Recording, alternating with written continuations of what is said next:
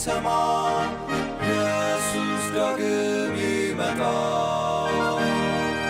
ደስ ይበለን እንዘምር ኢየሱስ ዳግም ይመጣል። ይመለሳል ይመለሳል ኢየሱስ ዳግም ይመጣል።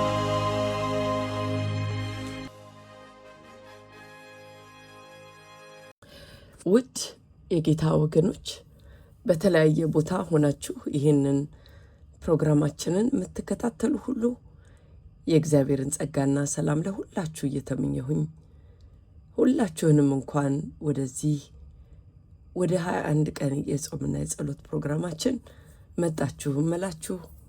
ውብገነት ቦጋለ ነኝ ከዚህ ከኤድመንተን ካናዳ።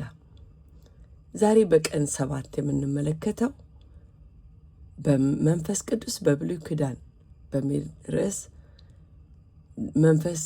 መንፈሱ አስቀድሞ በአንተ ውስጥ አለ የሚለውን ንዑስ ርዕስ ይሆናል።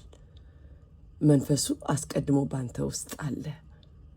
እንግዲህ ወደ ኋላ ትንሽ ተመልሰን በቀን 6 መንፈስ ቅዱስ ድንኳኑን የሚሰሩ እጆችን እንደሞላ አይተን ነበር። ዛሬ ደግሞ መንፈስ ቅዱስ አንድን ሕዝብ በሙሉ ወደፊት እንዲመራ አንድን ሰው ሲሞላ እናየዋለን። ምክንያቱም ለ40 ዓመታት የመራቸው መሪ ሊሞት ነው። ስለዚህ ቀጣዩን እርምጃ ቀድሞ የሚወስድ ሰው መቀባት መነሳት ነበረበት። እያንዳንዳችን የግድ ሕዝብን መምራት ባይሆንም በሆነ ወቅት ላይ በትክክል በዚህ ቦታ እንቆማለን። ከእኔና ከእናንተ በፊት ሌላ ሰው የተሸከመውን ኃላፊነት የመረከብ ሁኔታ ይገጥመናል።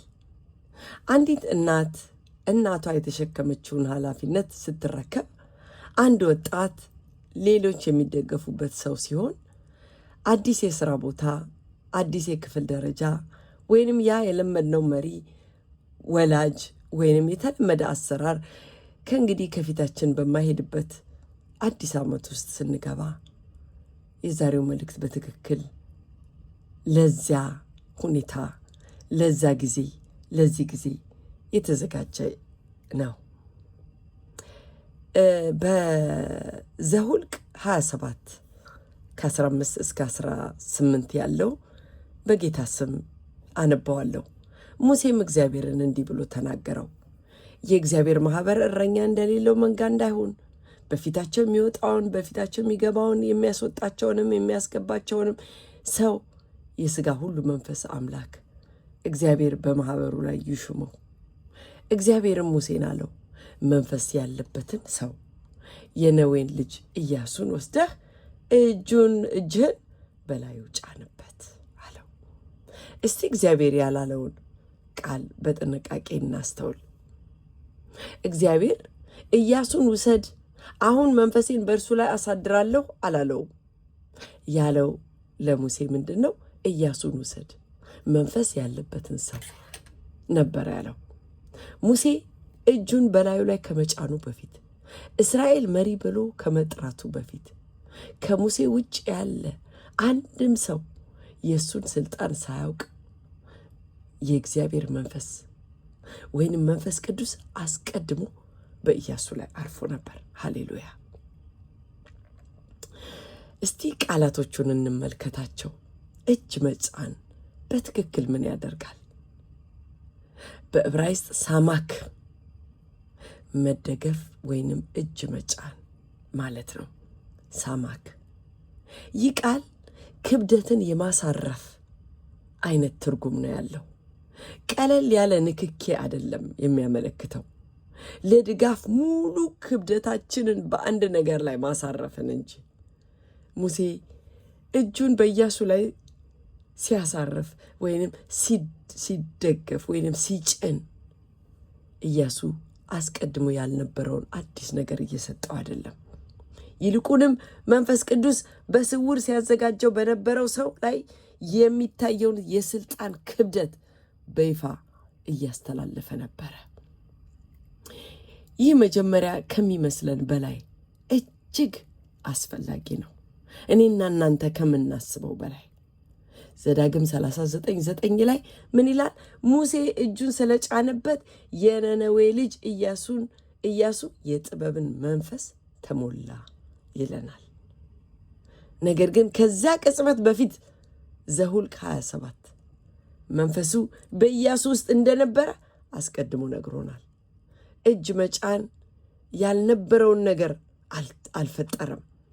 መንፈስ ቅዱስ በስውር ሲገነባ የነበረውን አረጋገጠ እንጂ ለቀቀው፣ እንዲሁም በይፋ ገለጠው እንጂ።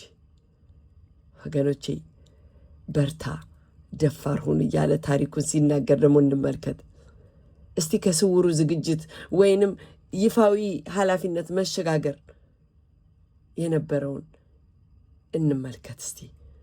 እንግዲህ ሙሴ ሞተ። አሁን የኢያሱን ስም በተሸከመው መጽሐፍ የመጀመሪያ ምዕራፍ ላይ በአዲስ ስጦታ ሳይሆን በ9 ቁጥሮች ውስጥ 4 ጊዜ በተደጋገመ ትእዛዝ እግዚአብሔር ኢያሱን ለመጀመሪያ ጊዜ በቀጥታ ሲያናግረው እናያለን። ጽና፣ አይዞህ፣ ጽና፣ እጅግም በርታ፣ ያዘዝኩህ አይደለምን? ጽና፣ አይዞህ፣ አትፍራ፣ አትደንግጥ፣ በምትሄድበት ሁሉ አምላክ እግዚአብሔር ካንተ ጋር ነውና ይለዋል። ኢያሱ 1:6-9 ጽና፣ ደፋርም ሁን። እንግዲህ ይህ ትእዛዝ የተሰጠበት ዋነኛ ምክንያት ዝግጁ እንዳልሆነ ሊሰማው ስለሚችል ነው እንጂ ኢያሱ ዝግጅት እንደሆነ እንዲሰማው ቃል በመግባት ፈጽሞ እንዳልተሰጠ ልብ እንድንል እፈልጋለሁ። በተደጋገመ ቁጥርም ከተመሳሳይ ምክንያት ጋር ያያይዘዋል። እሱም የኢያሱ ብርታት ሳይሆን አምላክ እግዚአብሔር ካንተ ጋር ይሆናል የሚለው ነው። በመጽሐፍ ቅዱስ ውስጥ ድፍረት ማለት ቀድሞ በሄደው አምላክ ፊት መታዘዝ ነው እንጂ የፍርሃት አለመኖር አይደለም። ይህ ነው በሙሴ ስር ሕዝቡን በምድረ በዳ የመራው በቀን 5 ላይ ያየነው የእሳት እና የደመና አምድ የእግዚአብሔር ሕልውና። ሙሴ ሲሞት አላበቃም። አሁን ያለው በቀጥታ በመሪነት ሽግግር ውስጥ እየተናገረ ያለው ነው እንጂ በቀላሉ መንፈሱን አስቀድሞ ወደ ተሸከመው ቀጣዩ ሰው ዞር ብሎ እንዲህ ሲል እንሰማዋለን። እኔ አሁንም ከአንተ ጋር ስላለሁ አንተ ዝግጁ ነህ። ሃሌሉያ። ታዲያ ይህንን ወደ ሕይወታችን ስናመጣው እንግዲህ ዛሬ አንዳንዶች ወጣቶች በትክክል ኢያሱ በቆመ ቦታ ላይ ቆመዋል። ወላጅ ወደ ኋላ አፈግፍጓል። አሁን ቤቱን የመምራት ተራ የነሱ ሆኗል። አሁን መካሪ የለም። አሁን ደግሞ ልጆች በአንድ ወቅት ሌሎችን ሲመለከቱ እንደነበረው ታናናሾች እነሱን ይመለከታሉ። ለወላጆች ደግሞ አዲስ የትምህርት ዘመን መጥቷል። እኔና እናንተ ልጆቻችንን ማንም በይፋ ያላሰለጠነበትን አዲስ የክፍል ደረጃ ወይንም ሚና ወይንም ኃላፊነት ልንረከብ ነው። በኢያሱ ታሪክ ውስጥ የተደበቀው የምስራች ዛሬም ያው ነው ወገኖቼ። ማንም ሰው በይፋ ኃላፊነት ከመስጠቱ በፊት መንፈሱ አስቀድሞ በዛ ውስጥ ነበረ።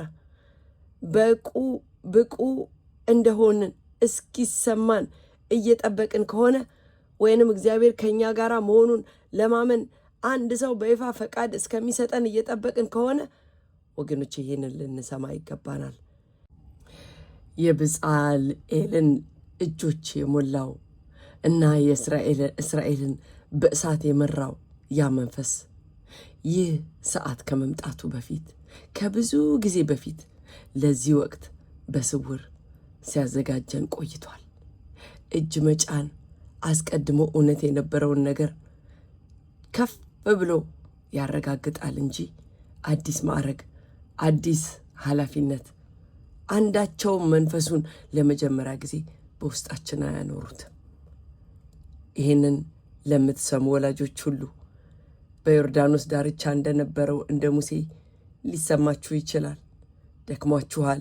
ለልጆቻችሁ ይህንን ቀጣዩን የጉዞ ክፍል መጨረስ እንደማትችሉ ተረድታችኋል። እናንተን የመራው ያ ሁሉና ከእነሱም ጋር እንደሚሄድም ልታምኑ ይገባችኋል ወገኖቼ። ይህ ደግሞ በትክክል እግዚአብሔር ያዘጋጀው የኃላፊነት ርክክብ ነው እንጂ ውድቀት አይደለም። በክርስቶስ አዲስ መሆን የሚለውን ደግሞ ስንመለከት ወገኖቼ ይህ የመንፈሱ አስቀድሞ መገኘቱና በይፋ ኃላፊነት በመስጠት መገለጡ ተመሳሳይ መርህ እስከ አዲስ ኪዳን ድረስ ይቀጥላል። ጌታ ኢየሱስ በደቀ መዛሙርቱ ላይ እፍ አለባቸውና መንፈስ ቅዱስን ተቀበሉ አላቸው ዮሐንስ 22 ላይ። ከዛም የመጀመሪያዊቱ ቤተ ክርስቲያን ሰዎች አስቀድመው በስውር ለተዘጋጁበት አገልግሎት በይፋ ለመሾም እጅ የመጫንን ልማድ ቀጠለች። ሐዋርያት ሥራ 6:6 እንደገና አንደኛ ጢሞቴዎስ 4:14 ጌታ ኢየሱስ ራሱ ደግሞ ታላቁ ኢያሱአችን ነው።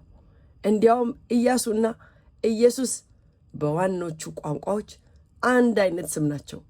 ሁለቱም የሹዋ ይባላሉ በዕብራይስጥ። ኢያሱ የእግዚአብሔርን ሕዝብ ወደ ተስፋይቷ ምድር እንደመራ ሁሉ ጌታ ኢየሱስ በመንፈሱ አማካኝነት የትኛውም የምድረ በዳ ትውልድ ያልደረሰበት ደረጃ ላይ ያደርሰናል። ሃሌሉያ ወገኖቼ፣ ከጸሎት ጓዳችን ጋር ልንነጋገር የሚገባ ሐሳቦች አንደኛው እግዚአብሔር ማንም ሰው ማዕረጉን ወይንም ለማመን ፈቃዱን ሳይሰጥ በፊት ለአንድ ነገር በስውር እያዘጋጀው የነበረው በየትኛው የህይወት ክፍላችን ነው?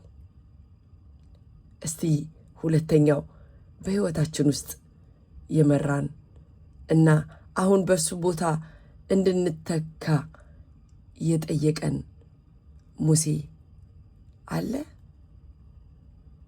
ሶስተኛው ጽና ደፋርም ሁን የሚለው ትእዛዝ ከኢያሱ በራስ መተማመን ጋር ሳይሆን ከእግዚአብሔር ሕልውና ጋር የተያያዘ ነበረ።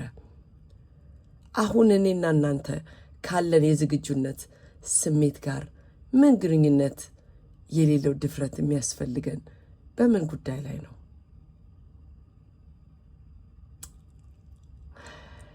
አራተኛው እንደ ወላጅ ወይንም እንደ መሪ ወይንም እንደ መካሪ ሙሴ በኢያሱ ላይ እንዳደረገው ይህንን ቀጣይ ምዕራፍ የምናስረክባቸውን ሰዎች በእግዚአብሔር ላይ መጣል ምን ይመስላል?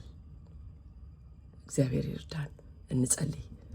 ክብርና ምስጋና አምልኮና ስግደት የሚገባ ቅዱስና ዘላለማዊ የሆንክ የሰራዊት ጌታ እግዚአብሔር አምላክ በክርስቶስ ኢየሱስ ስም እናመሰግንሃለን። አባቶች ስለመጣልን ቃል ስለሚያጽናናው ቃልህ እናመሰግንሃለን ጌታ ሆይ። ዛሬም ጌታ መንፈስ ቅዱስ ማንም ሳያየን ከብዙ ጊዜ በፊት ስላዘጋጀህን እናመሰግንሃለን። አስቀድመህ ላዘጋጀህን ነገር በድፍረት እንድንራመድ ብርታትን እንድትሰጠን ለሌላው ሰው እንድናስረክብ ለምትጠራን ነገር ደግሞ የመልቀቅን ጸጋ እንድትሰጠን በክርስቶስ ኢየሱስ ስም እንጸልያለን። አባት ሆይ ለእኛ ቅርብ እንደነበርከው ሁሉ ለቀጣዩም ትውልድ ለልጆቻችን እንደዚሁ ቅርብ እንድትሆን በክርስቶስ ኢየሱስ ስም እንጸልያለን። ክብር ሁሉ ለአንተ ይሁን በጌታ በኢየሱስ ስም አሜን።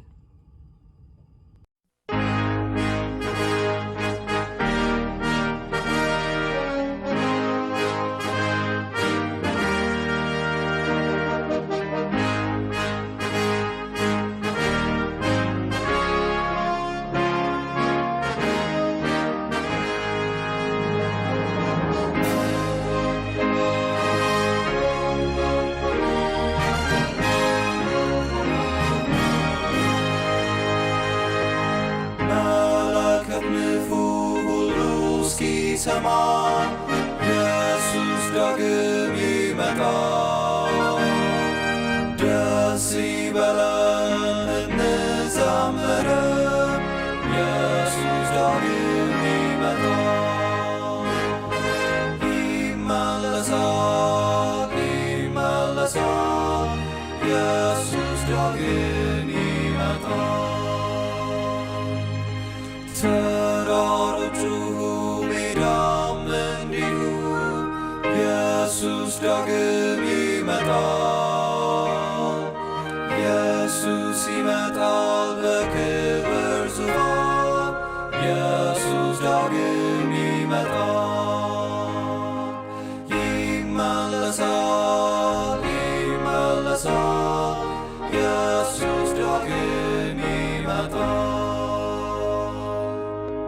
ፍጥረቱ ሁሉ ይናገረናል፣ ኢየሱስ ዳግም ይመጣል። እስከ ባህር ዳር ሁሉ ያየዋል፣ ኢየሱስ ዳግም ይመጣል። ይመለሳል፣ ይመለሳል፣ ኢየሱስ ዳግም ይመጣል። የምድር መናወጥ ለሰዎች ይላል፣ ኢየሱስ ዳግም ይመጣል። አውሎ ነፋስም ያስታውቀናል፣ ኢየሱስ ዳግም ይመጣል። ይመለሳል፣ ይመለሳል፣ ኢየሱስ ዳግም ይመጣል። ሕዝብም ይቆጣል፣ በዚህ ይታወቃል፣ ኢየሱስ ዳግም ይመጣል።